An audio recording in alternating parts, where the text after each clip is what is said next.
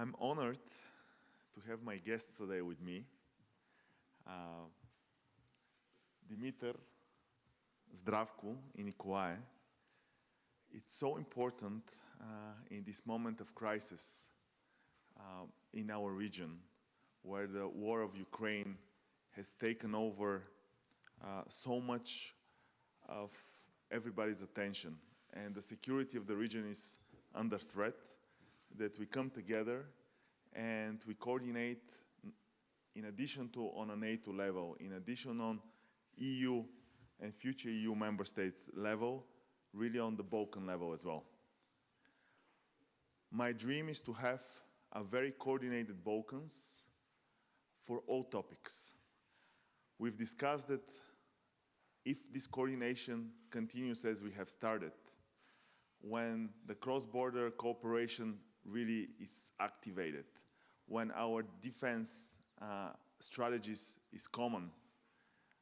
are common, when the economic competitiveness is joint, this could become one of the fastest growing regions of Europe, and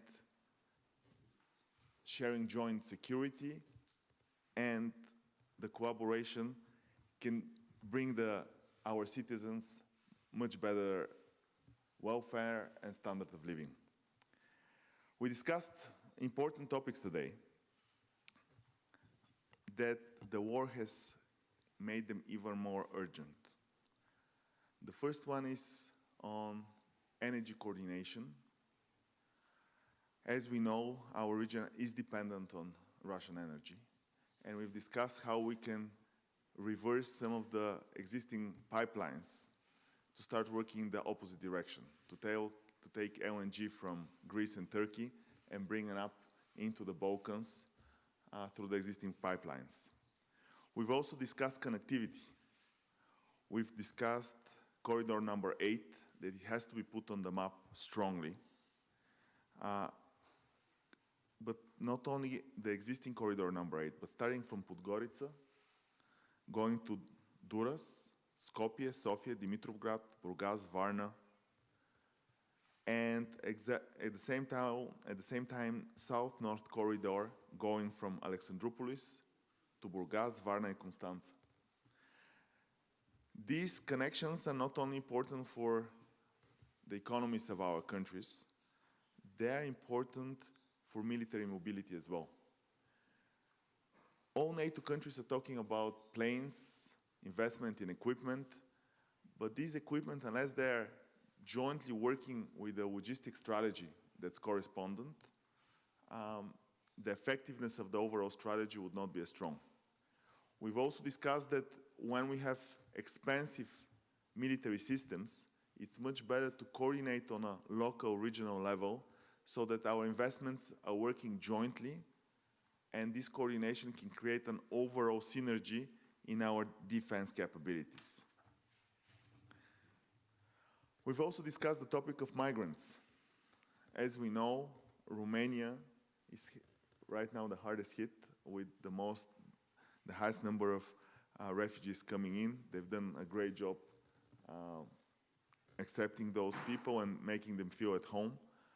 We've discussed that as this conflict continues, we have to have a common strategy on that. Of course, we should talk about our EU partners and allies about a solidarity mechanism for some of those EU migrants, but also distribution within the region so that we can face this migrant wave. Food security is becoming a major topic as well. Food security in terms of availability of wheat, availability of oil. These are important topics, and we'll put our agricultural ministers to talk to each other to make sure that the food security of the region is protected. We also discussed the rebuilding of Ukraine. We hope that this next phase we'll see sooner than later, and together we can coordinate in this strategy and see how jointly we can help the rebuilding of Ukraine in the most productive and the most logical way. And the final point that it was mentioned is our joint topic of eradicating money laundering and helping each other against the fight of corruption.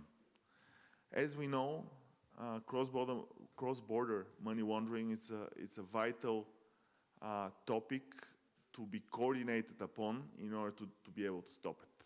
No country alone can do it. Especially in our region, this is of significant importance.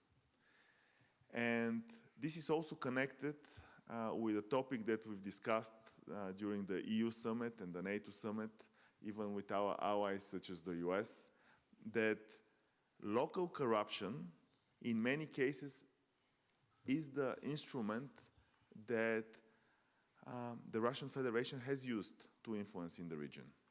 The same people that are locally corrupt are also, in many cases, the agents of foreign interests that we should all address. So, in this morning meeting, we outlined all these topics, and these are not just discussion points. These will be tasks that we all have to continue working on. We'll put our ministers together, and the Balkans should become a symbol of a coordinated region and really change what has happened in the past to be something very different, because together, when we speak in one voice, this region can really grow. Thank you.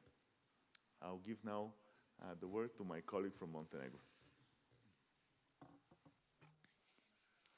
Dear Prime Ministers, I would like at the outset to particularly express my gratitude for the Prime Minister of Bulgaria's invitation, for the invitation of Mr. Kirill Petkov, who managed to get us all together here in Sofia.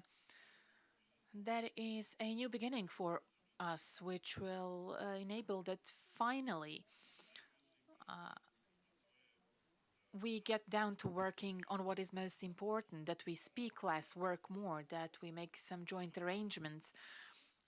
I would like to express my admiration to the Romanian and Bulgarian people and everybody else who received this large number of migrants. And I can tell this because Montenegro also during the Yugoslav crisis for a period of time received around 200,000 refugees, and that was not simple at all, and this is not simple at all, and we should enable to all the refugees to have access to everything that your citizens have access to, and you're doing that in particular. That is why my admiration is such. It seems like, the number of the refugees that Romania has received from Ukraine corresponds to the size of entire population of Montenegro. All these topics that we spoke about are the topics which will guide us towards inclusive and smart action. I would particularly like to emphasize the word smart, because even though the Western Balkans is being perceived as in a completely different context, I believe that the Western Balkans is an area where the wisdom and smartness dominate. Unfortunately, this wisdom seems to be migrating elsewhere and taking root elsewhere. But now the time has come for us to join forces and to act on all grounds together in order to provide for a better future and better quality of life for all of our citizens. And precisely, all of those who have gone elsewhere should be returning to our countries, contributing to development of this area. We were quite surprised, and we seem to be stuck in the past and always dealing with history. I think we should leave the past behind, and politicians should be dealing solely by projecting our futures with public policies which would be geared towards having a better life, better standard of life. And I will just touch upon three important elements. The first one is connectivity. Montenegro was somehow left behind in this connectivity, and when we spoke about Adriatic Ionian Highway, Everybody was wondering how come that we are talking about that, but that's the only way in this 21st century to provide for several alternatives for the supply chains, regardless of what these supply chains are related to the area, to which area they are related to. Montenegro might be the only country, perhaps, in Europe which is not using gas. Our country has the potential, and now we are examining certain reservoirs of gas and oil, and I'm hopeful that this Greek-Romanian consortium will contribute to helping us start tapping into our gas and oil resources. Also, we have the port of Bar, which has major potential for the LNG, but if we do not get together, if we don't link or get more automated, the area that we inhabit will look like being different from the rest of Europe. We are not different. We want to be the same. And in order to be the same, we have to have better understanding, to have more confidence in each other, and to build bridges of cooperation. And of course, the third element, which seems to be most important, whether we are talking about military industry or other industries, we have to find some sort of modular approach in order to prove in practice that connectivity will result in economic benefits. And this certainly is a solid ground for all of us for the future meetings. And I'm hopeful that these meetings will be taking place even more frequently. This should allow us to make this being the best region in the world, not only in Europe. Thank you.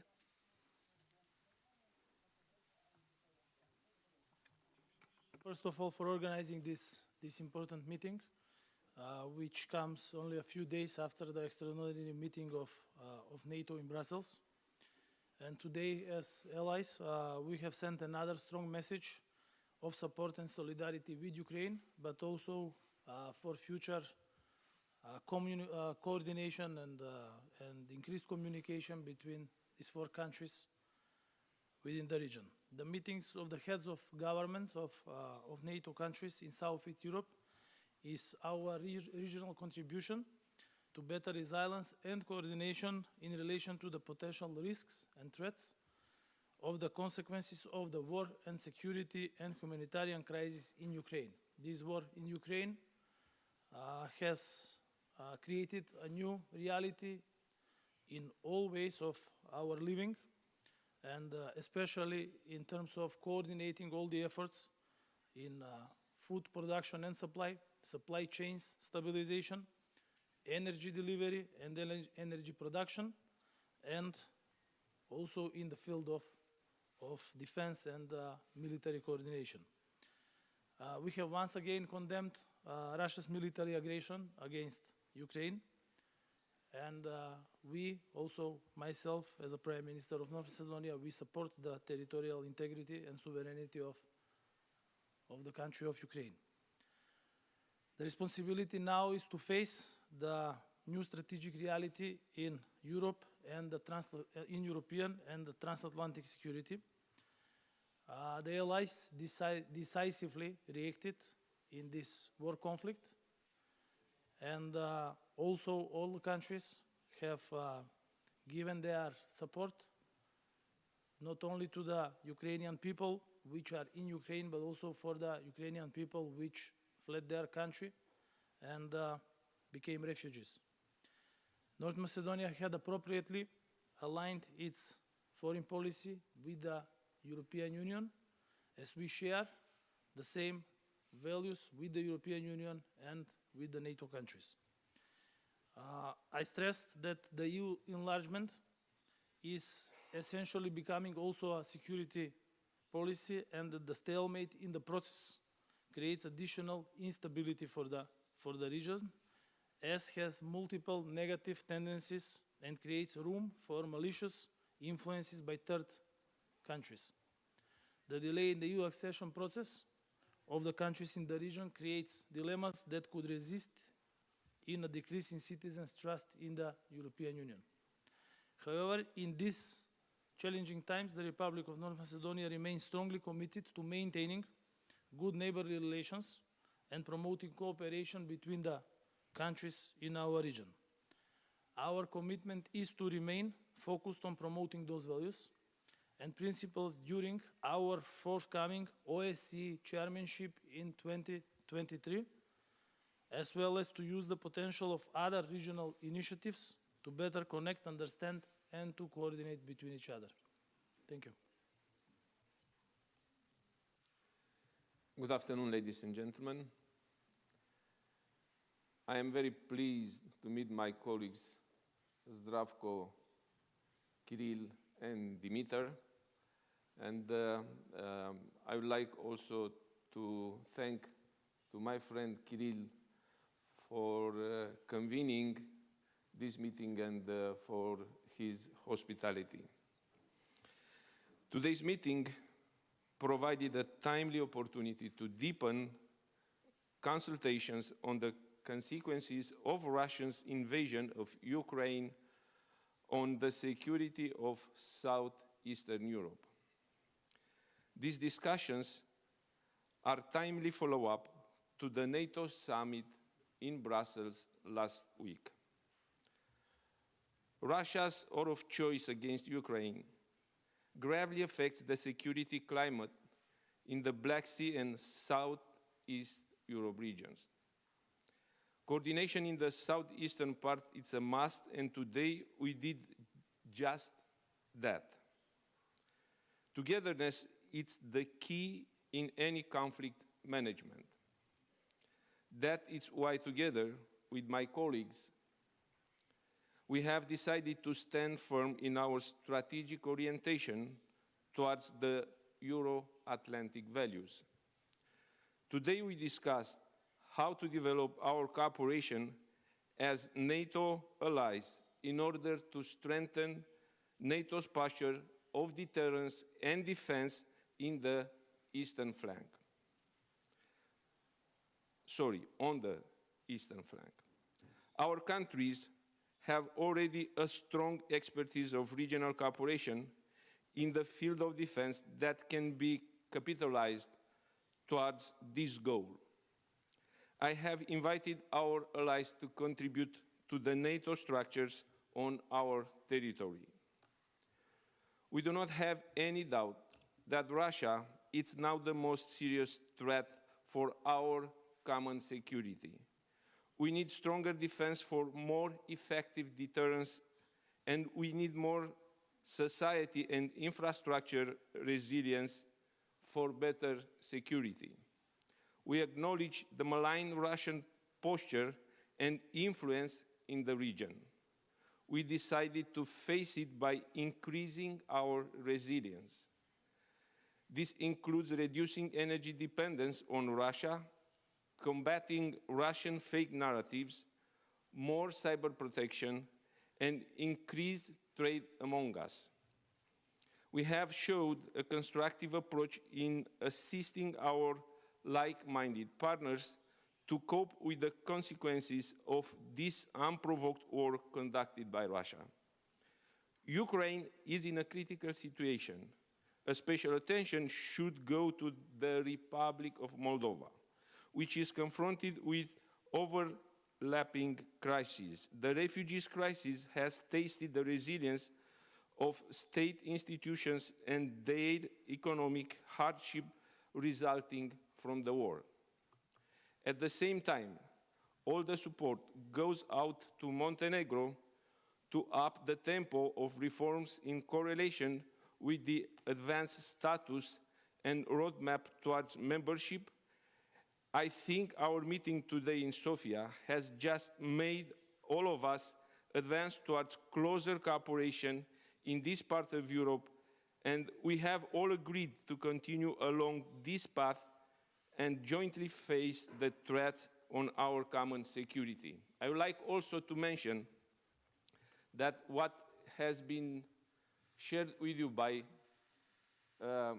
Kirill, by Zdravko, by Dimitar, or discussed and we will continue to discuss through our bilateral meetings today, and for sure we will do our best to find solutions to ensure our citizens that we will do our best in order to cope with all those crises and price rising of energy, gas, and of course this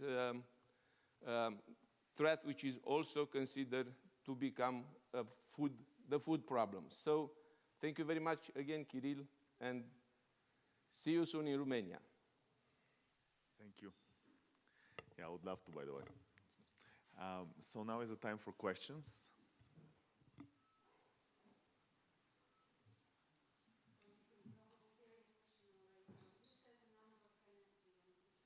Infrastructure projects. Did you prioritize one of them? Did you set any deadlines? And question to the Prime Ministers of Bulgaria and the Republic of North Macedonia. EU enlargement is key for security. Is there any progress in the talks between Sofia and Skopje, especially in the light of the fight against hate speech? And if you allow me, just one question for Prime Minister Kirill Petkov. We called our ambassador from the Russian Federation. Did he arrive here in Sofia? Did you talk to him? We have citizens also in the Russian Federation. Did you manage to evacuate them and to bring them back to Bulgaria? Thank you. Thank you. So in terms of the energy project, what's interesting is we already have the Trans-Balkan pipeline.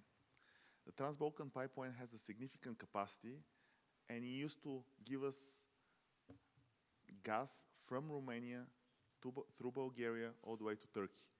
Now it's time to reverse this.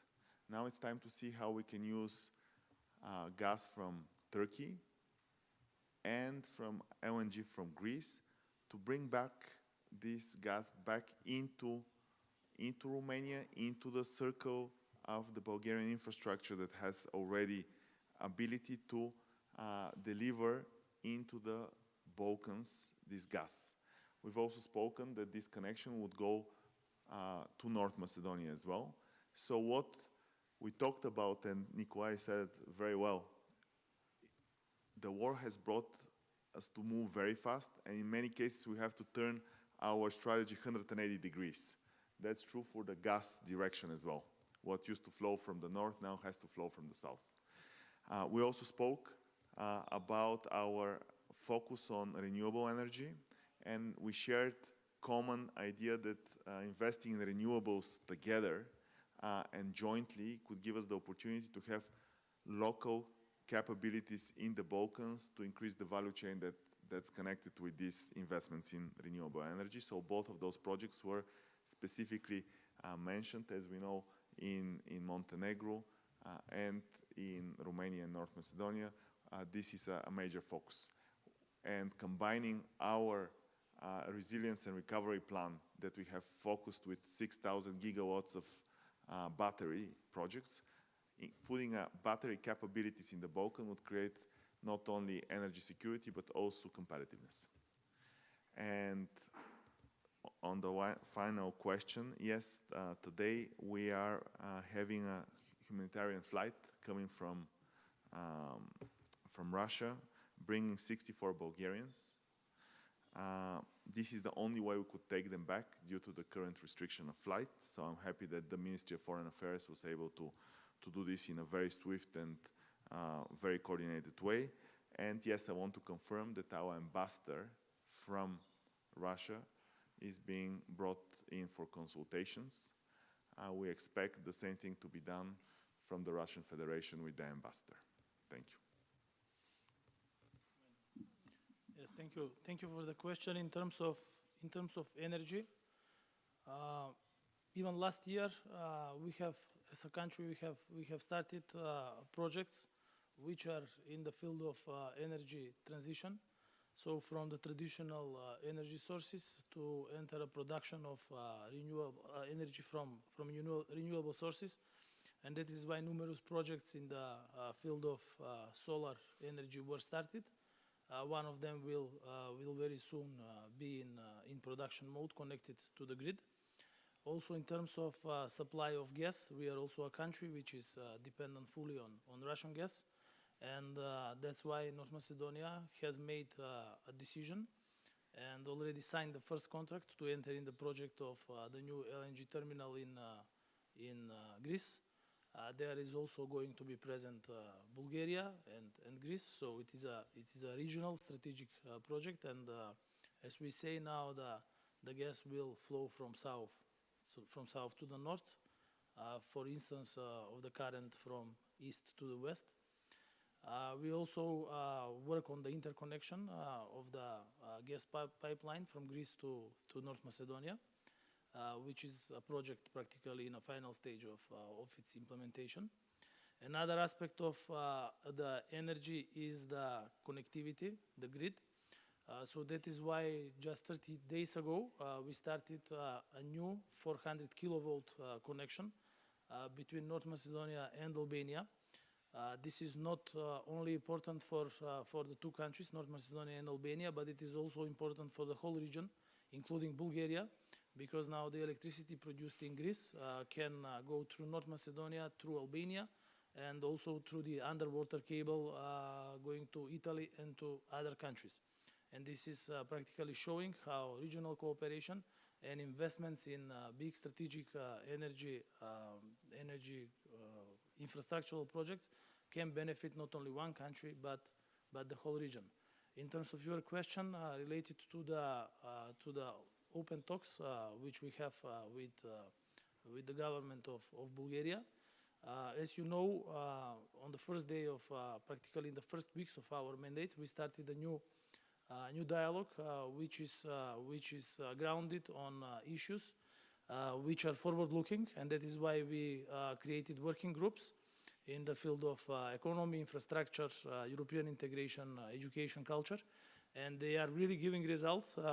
As you know, that already practical projects from the perspective of companies, of the institutions within the countries, and from the perspective of citizens are in place.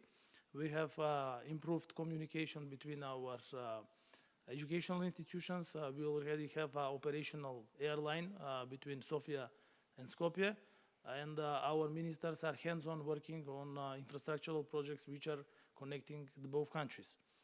In terms of the political questions, the ministries of foreign affairs are working between themselves. They are on a level of exchange of ideas and documents, but there is still not a final document which has been agreed. And as soon as this will happen, then we can share it with the relevant institutions within the countries. In terms of the dialogue and in terms of the way of speaking, I believe that communication between two neighboring countries has to be grounded of values of cooperation, of European values, of mutual understanding, trust, and respect. And this is the way neighboring countries should communicate between themselves. And this is the narrative which is now dominant and which is set between the two prime ministers, between the two governments, and between the institutions. As always, there will be marginalized small groups which do not want to see this dialogue go into the right direction. But I believe that now we have a communication, and we have a media which is dominated by positive and by cooperative news between the two countries, which practically can be seen now happening. Thank you. Dijana Drašković, televizija Crne Gore. Dijana Drašković, TV Montenegro. I have a question for the Prime Minister of Bulgaria, Kirill Petkov. How do you see Montenegro? You talked about the lack of food supply, major problems that the Western Balkans countries are facing. How do you see the position of Montenegro? Could you cooperate with our country? And if you can cooperate with our country, perhaps this could be a question for all the prime ministers. How do you see these food supply chains? You spoke about the lack and shortage of food. Do countries of the Western Balkans have reason to be afraid? And can we cooperate in this regard, the food supply? Thank you.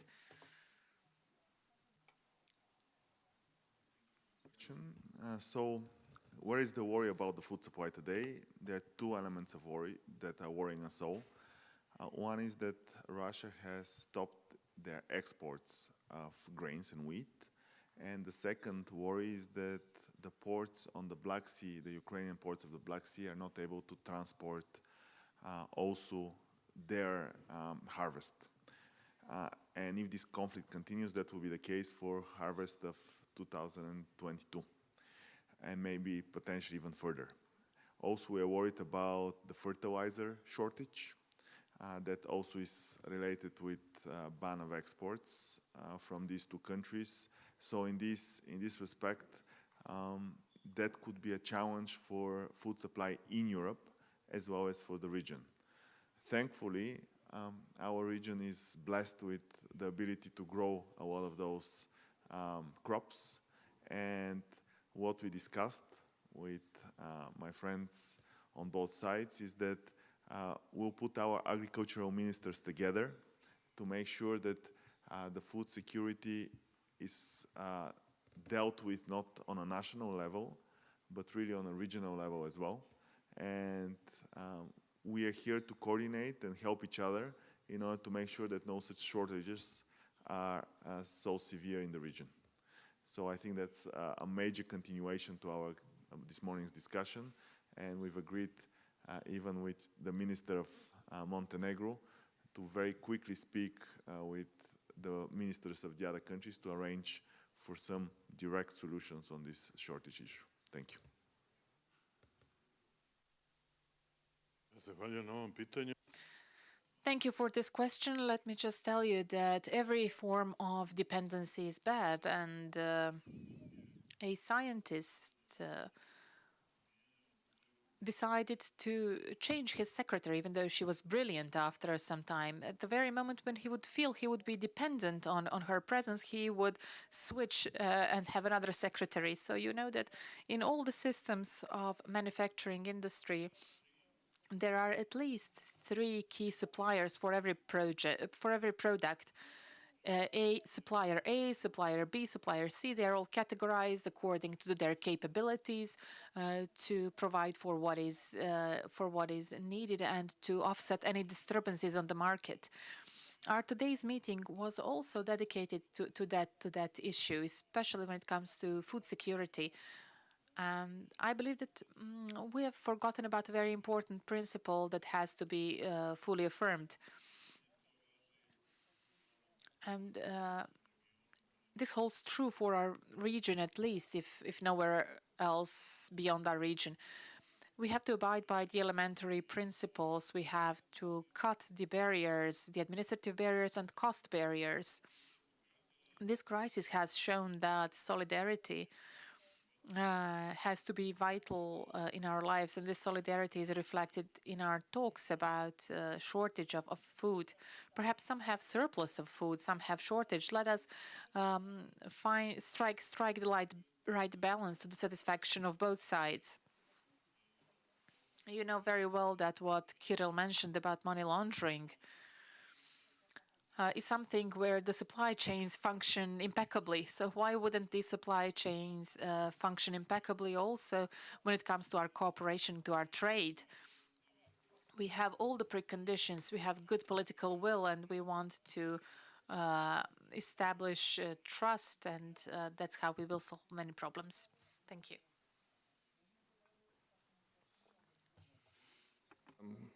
I do believe it's important to mentioned that so far we don't face any problem regarding the food supply, and of course there are problems regarding food chain of supply because of the Russians' invasion of the Ukraine and all the other sanctions applied to Russia. And in this respect, we have to evaluate all those impacts.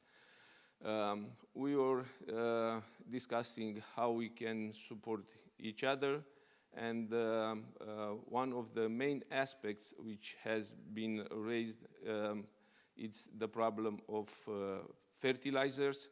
So that's why I think energy and gas resources are very important, because fertilizers are mostly gas. And in this respect, I do really want to thank to Kirill and his government for their commitment in finishing the process of the interconnector from Greece to Bulgaria, because that is going to ensure another alternative for the LNG supply, as we mentioned, from Alexandroupolis all the way through the vertical corridor to Bulgaria, Romania, and then from the other European countries.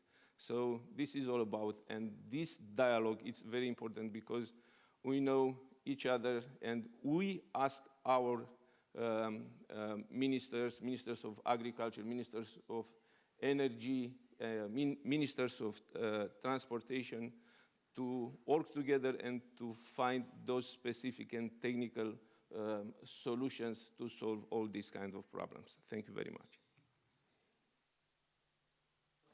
Question. First, this war in Ukraine caused by Russia's attack created the biggest disbalances and problems on the markets after the Second World War.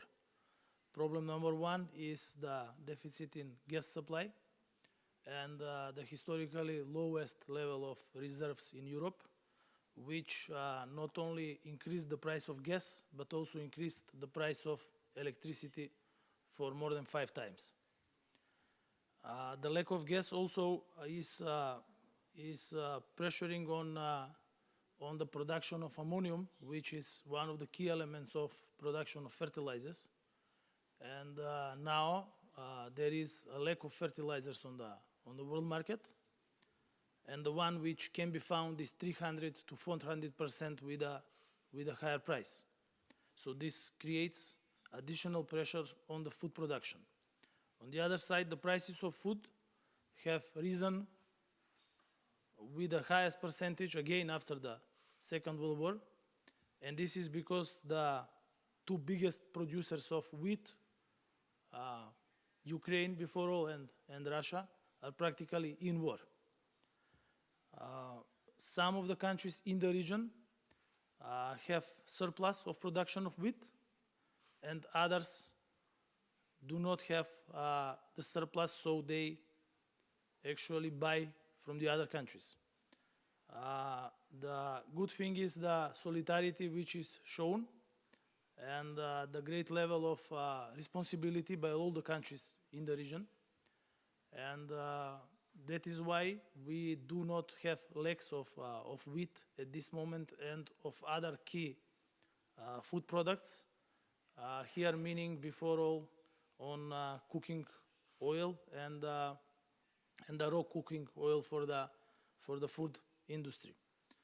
Not only today, we are in communication between each other all the time. So with Kirill, we had phone calls even during the weekend, and our relevant ministers are in constant communication and coordination, because we have to ensure that in this biggest crisis which Europe and the world have seen and faced after the Second World War, we will ensure food and all the necessary ingredients for our citizens, because this is our responsibility in these crisis times. Thank you. Errol Shakiri, TV21, North Macedonia. My first question goes to Bulgarian Prime Minister, Mr. Petkov.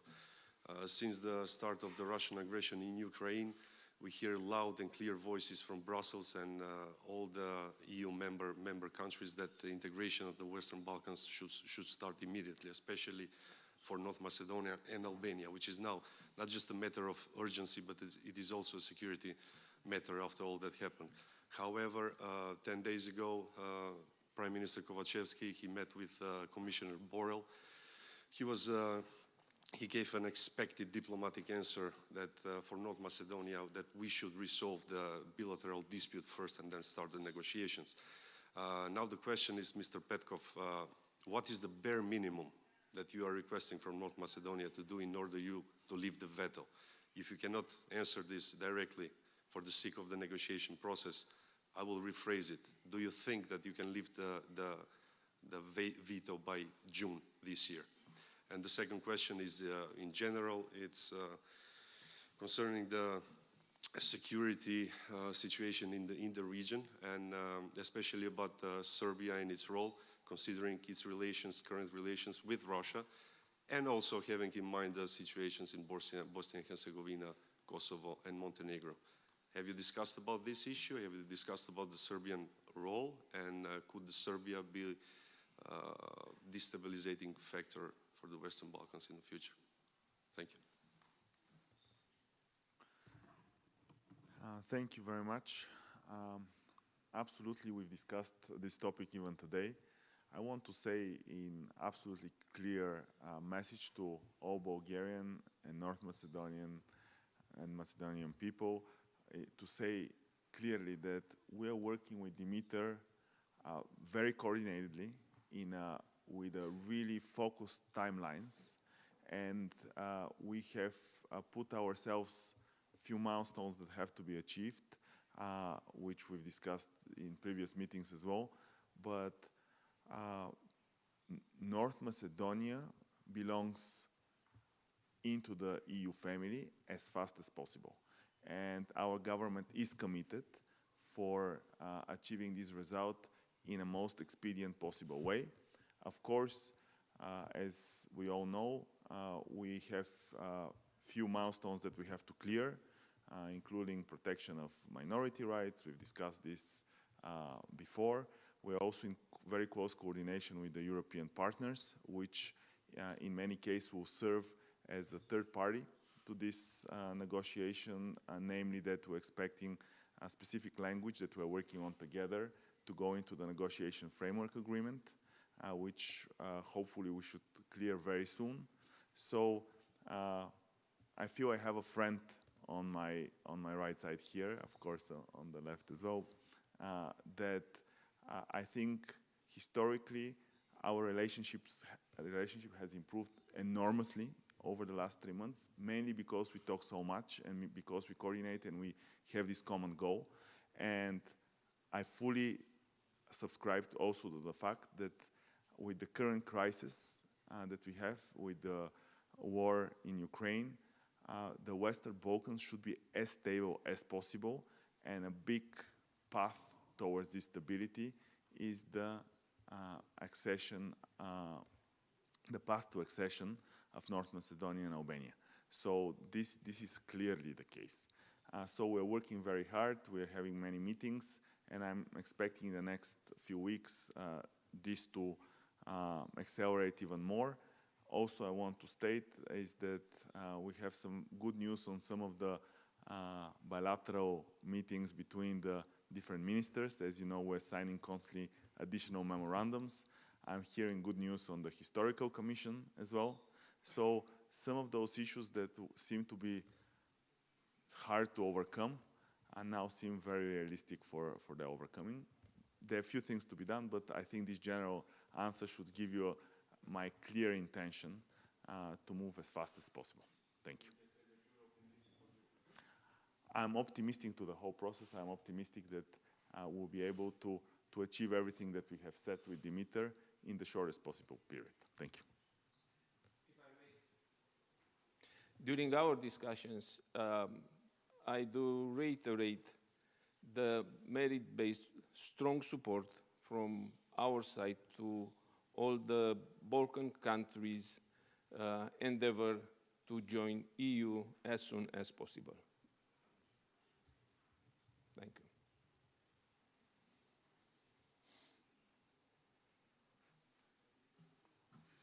Hello, I'm Luisa Girada from Romania Public Television. A question for Prime Minister Nicolae Ciucă. When do you think the first LNG will come in Romania through the Greek port? And do you think the gas pipeline will be completed before the anticipated date? Thank you. You know, here I don't want to speculate. We were very much discussing about this corridor and taking into account the current situation and the big need of diversing gas resources, I discussed with Kirill, and I also discussed with the Greek Prime Minister, Mr. Mitsotakis, and we were committed to do our best in order to have this interconnector, as I mentioned before, done as soon as possible, because we cannot get any LNG without having this interconnector done. Taking into account that last time when I spoke with Kirill by phone, he told me that it's almost weekly informed about the progress on the interconnector progress. So I do believe that at least to be done in time. And I want to confirm, first of all, I really see Nicolae as a great friend as well, and these topics of energy and common security, we've put it to the next level, and infrastructure connectivity. Just to tell you specifically for the dates, even last week I visited both the terminal in Bulgaria, the terminal in Alexandroupolis. I went to see the port. I actually flew over the pipe, and I monitored every single meter of the pipe to make sure that my reports are absolutely correct. So I got full commitment from the Greek government and directly from the Prime Minister that the pipe should be physically completed by the end of June. That means this year we should have floating gas in that pipeline, and I think the practical flow will happen very soon after that. So we are very, very committed. Something that was not happening for the last 10 years. We've been able to progress in the last 3 months more than in the years before. And we'll keep in close communication with Nicolae in order to make sure that this gas flows up north as well. Thank you.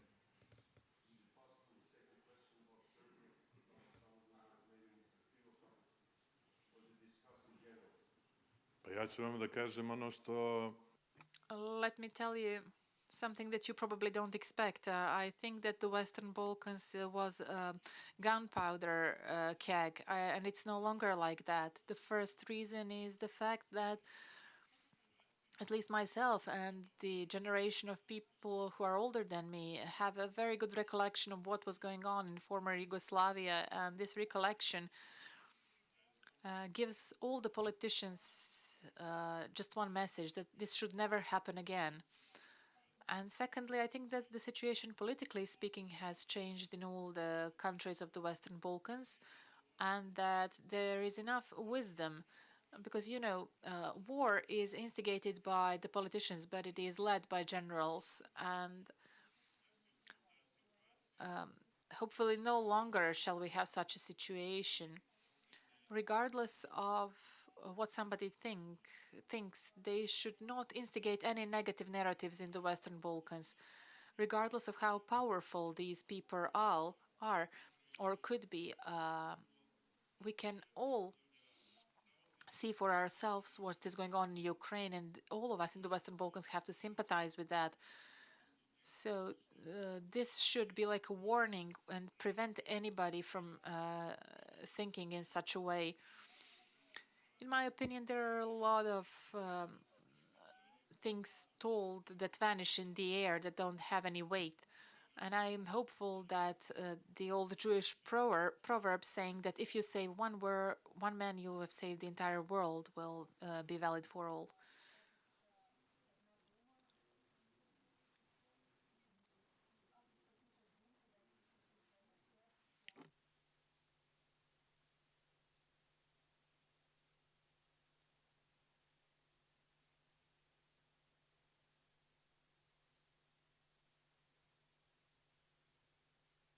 I will not yet go into full.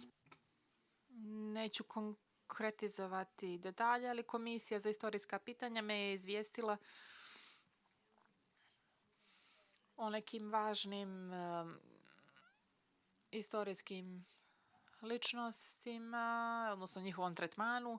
Daću vam neke detalje uskoro. Došli smo do napretka po tim istorijskim pitanjima na veoma konstruktivan i realističan način koji otvara naš mogućnost za ubrzanje naših pregovora.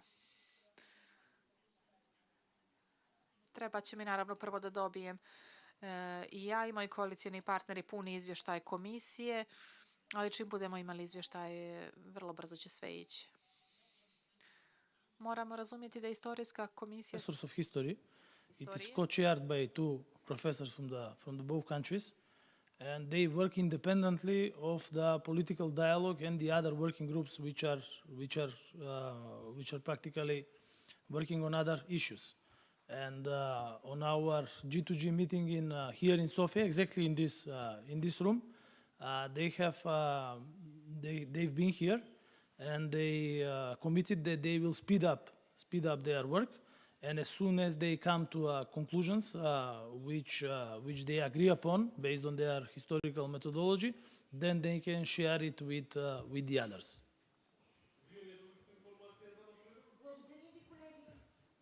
Thank you so much, everybody, and see you soon.